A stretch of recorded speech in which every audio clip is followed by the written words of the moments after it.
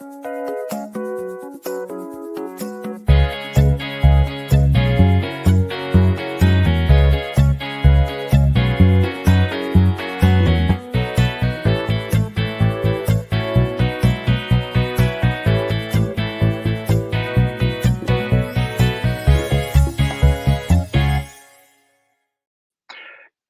morning, everyone. It is a fantastic Friday.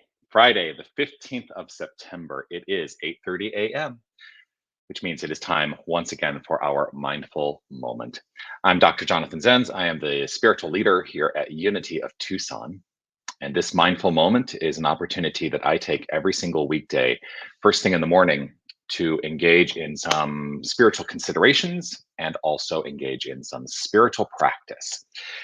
I do this every weekday morning because what I have found, and I invite you to take this into your own heart and see if this is true for you, is that when I am consistently engaged in my spiritual practice, i.e., every morning, it's a practice every morning, that what I have found in that consistency is that the quality of my life has gotten better. And so spiritual practice leads to a greater quality of life for me. How about you? What comes up for you in that? Whether you're watching live or on the replay, I would love for you to post a comment. Let me know that you are here. Let's see who is checking in so far this morning. Sherry Hoffman, good day. Good day to you, my friend. Loved seeing your little picture that you were repping Unity of Tucson up at your CEUs up in Phoenix yesterday. I'm grateful for that. Roberta, hello. Happy Friday to you. Marvis, hello. Grateful to see you here as always. Anna, good morning to you, my dear friend. Vera, great morning to all. Yes, let's keep those comments coming and celebrating this glorious, glorious day. A fantastic Friday. I feel good. How about you? Well, even if you were maybe not feeling 100% right now, here's one thing that I will offer as a reminder. And it doesn't have, here's the thing. When I say this,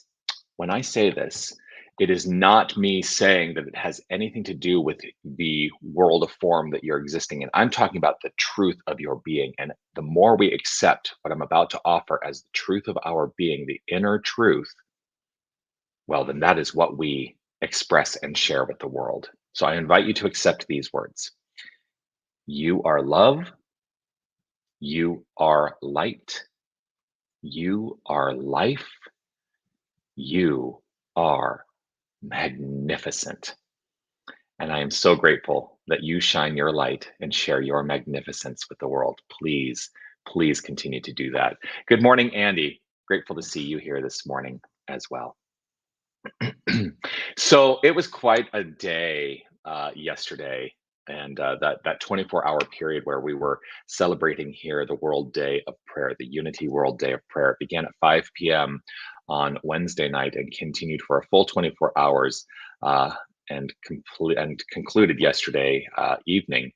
And what we did here is so there are events that were broadcast via live stream from Unity Village in Kansas City, Missouri, which is actually kind of an erroneous thing. It's actually Unity Village, which is its own township in Missouri, on the outskirts of Kansas City. So anyway, that's neither here nor there. So they were broadcasting from Unity World headquarters some events. So there was an opening event on Wednesday at 5 p.m. and some great practice and some great considerations that were offered as part of the video that they were putting forth. And then yesterday morning, they had a prayer service, a brief prayer service, and they had a panel discussion all around the constructs of prayer and the constructs of healing, because this year's theme was healing. And then here at Unity of Tucson, we went into prayer vigil for the majority of the day, where prayer chaplains rotated through the experience of sitting in silent prayer here in our sanctuary throughout the day. And it was beautiful, absolutely beautiful. I didn't prepare to show you a picture, otherwise I would show you a picture of what it looked like in there. It was absolutely stunning. And then there was a brief concert last night with Michael Gott and Karen Drucker, really lovely as well. So we celebrated World Day of Prayer. We experienced World Day of Prayer as part of our offering here. And we had a few people show up throughout the day. And for the concert, it was really, really lovely. Anyway, so there was this panel discussion yesterday. I've said entirely too much in leading up to what I wanted to talk about today. There was this panel discussion yesterday, and as I said, the discussion was all around the constructs of healing. What is healing? What is healing actually? And I know that I talk about this a lot. We have on our Sunday mornings, we have this ceremony where we light the candles and we finally get to that final candle, which we call the healing candle. And the language around that we always offer is that the healing means the revealing of the divine essence at the core of creation. At the core of whatever it is we're experiencing, there is a divine essence. And that divine essence, when we tap in, we recognize that, when we understand that, and we allow that to be the point of view from which creation is unfolding, well, then physical healing, what we teach is that physical healing follows suit. It goes forth into expression.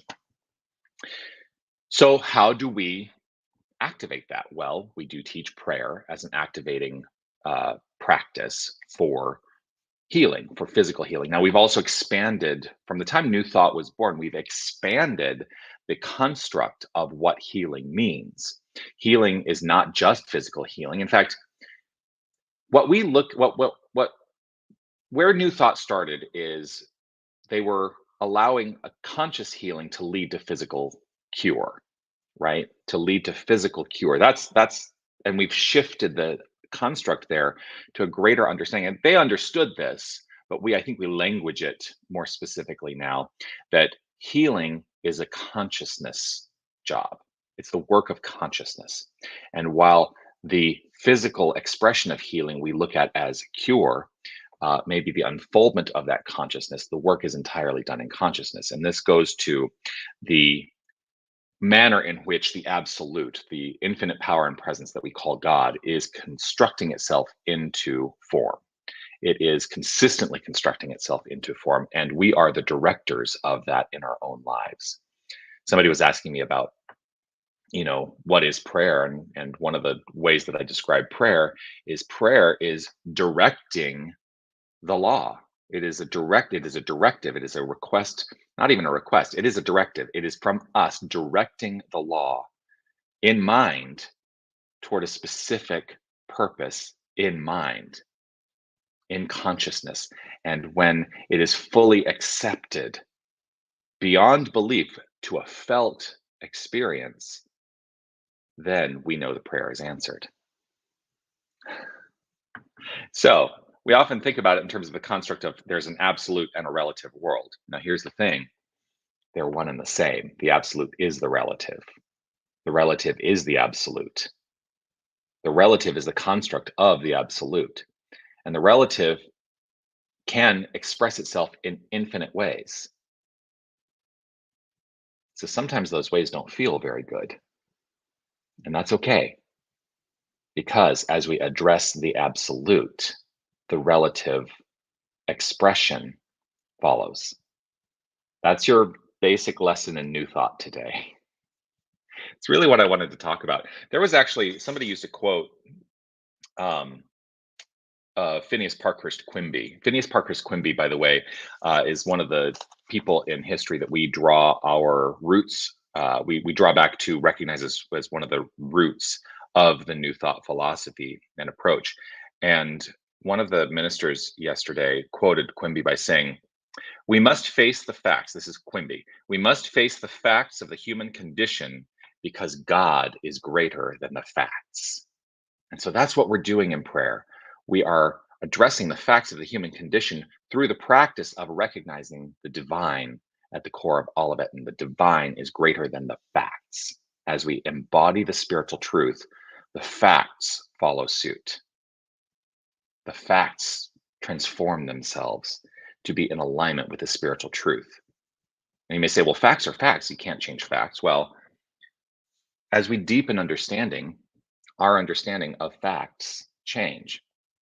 While this is not true for 100% of the spirits and souls that are on this planet, it was a fact until it wasn't, that the earth was flat.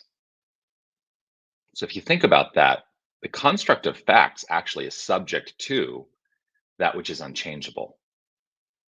The spiritual truth is unchangeable. And so facts follow suit. As we discover more, we experience the facts from that point of view, and everything shifts and transforms. So, all right. Perhaps I've rambled on enough.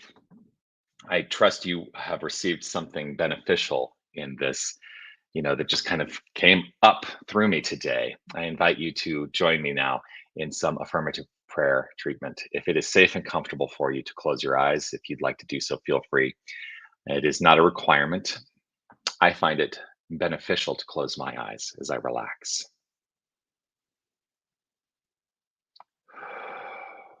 I relax my physical presence. I relax the body, letting go of any unnecessary physical tension. And in letting go of the unnecessary physical tension, I also allow a relaxation of mind and heart.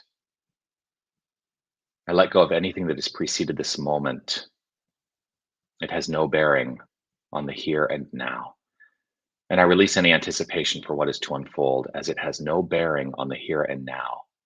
And I move my mind, I move my heart into the direction of deeper understanding, that as I speak, as I believe, as I understand, as I know, that I am allowing a construct for what is to be born right here in this moment. I am planting the seed.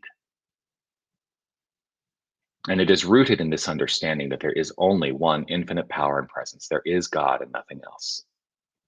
God, the omniscience, the omnipotence, and the omnipresence, the beingness of all. And everything that flows forth as expression is divine. It is the construct of the infinite, showing up as a construct that we perceive as finite, but at the core, all finite expressions are infinite in scope. I hold firm that this is a spiritual truth, for me, unshakable, that this is the premise upon which all my considerations flow forth. And I know that I am that power, as we all are. Each and every one of us is this power. Each and every one of us is the presence. Every one of us is the magnificence of the divine flowing forth. We shine the light of God, each and every one of us. Every aspect, every cell in our body, every molecule that makes up what we construct in mind as the wholeness of us is holy God. And so the wholeness of us is God, and the wholeness of God is expressing by means of each and every one of us. And so I trust and know that there is that within each and every one of us that is open to a greater healing consciousness, that healing, as it unfolds, is rooted first and foremost and always in the consciousness of divine awareness. That as we open up to a divine awareness, the awareness of ourselves as whole, complete, divine aspects of beingness, that the expression follows forth, follows suit based on that conscious idea. For everything begins in consciousness, everything flows forth from consciousness. And so I accept wholeheartedly that all is well.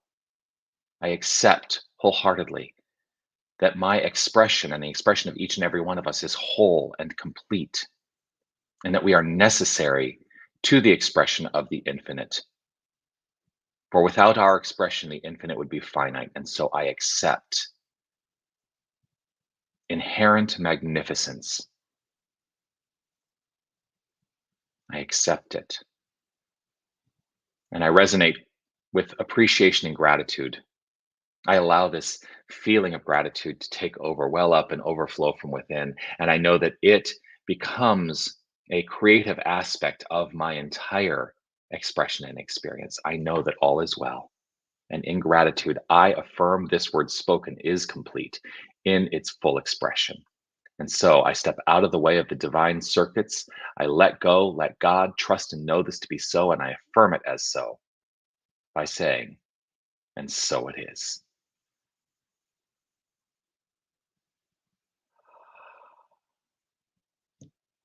And so it is. Well, thanks for spending some time with me this morning. Always grateful to share this time. Would love to spend more time with you. Don't forget, we have Sunday celebration right here on, well, it's on YouTube and on Facebook, but you can also go to our website, unitytucson.com, and check out the live stream of our Sunday celebration. It starts at 10 a.m. Arizona time every week. We also have, that's preceded at 9:30 by 10 minutes of guided meditation. So would love to see you as part of that. If you are able to be here in person, always delighted to have you here in person. If you're able to join us virtually, delighted to have you virtually. I'm grateful that we can honor and offer those options. Also, just as a reminder, a week from Sunday, oh, I'm so excited. Gary Lynn Floyd, our friend Gary Lynn Floyd is going to be here. He's going to be providing our celebration music during the service, but also offering us a concert, a full-on concert, starting at 1 p.m. on the 24th of September. You can join in person or via live stream. There are two options for that. You can find out more info by scanning the QR code or going to unitytucson.com/calendar/Gary Lynn Floyd, and checking out the information. All the information on how to participate in that and get your tickets for that is included there. So we would love to see you. I know I'm so excited that Gary's going to be here. Uh, he's an absolute treasure in this new thought music, in the positive music world, and you're going to love him. If you don't know who he is, you will be delighted to know who he is as he celebrates with us. So that's it. Peace and blessings to you. I will see you on Sunday. For sure, I'll see you on Monday morning, 8:30 a.m. for the next midday. No, not midday. It's not midday anymore. Whoop. That's an old idea that's still rattling around in that consciousness of mine. I will see you on Monday morning for the mindful moment at 8:30, right here, right where you're watching. Peace and blessings all. Be well.